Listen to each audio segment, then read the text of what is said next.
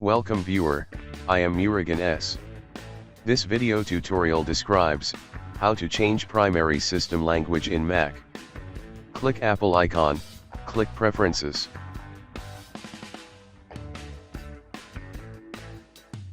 Click Languages and Region. Now primary language is English. Click plus button.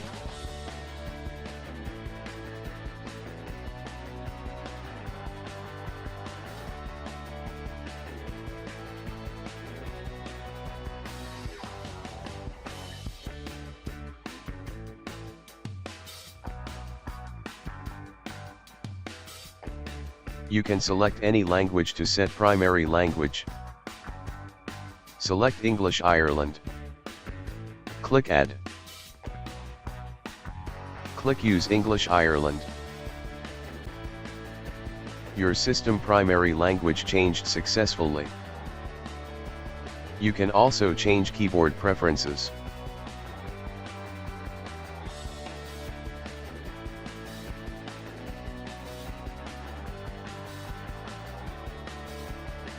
Restart your Mac system.